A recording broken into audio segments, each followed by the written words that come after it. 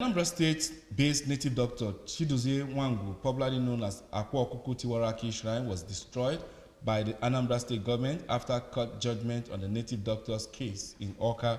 The destruction of Akwa Okuko Shrine at Oba Idemilisa local government area of Anambra State was supervised by Mr. Ken Emekaanyi, the special advisor to Governor Soludo on community security, as the shrine's destruction was carried out by Agone Chamber security personnel. Correspondent Kenechukwu Chukwudi completes the story.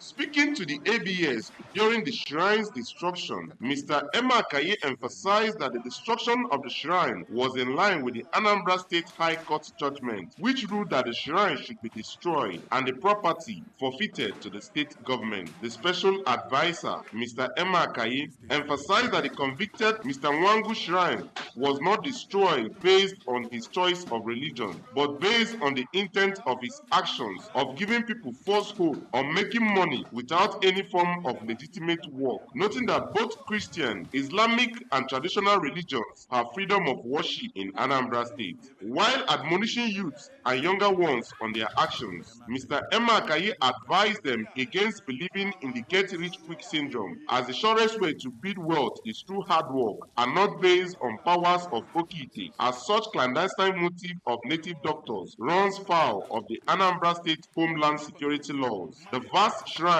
containing native pots, ite honor, persons' pictures, molded and carved images, clothes, and other hidden objects were dismantled in pieces and set ablaze. Give effect to the judgment of the court, the aspect that concerns the shrine, which is to ensure that the shrine is destroyed and burnt down.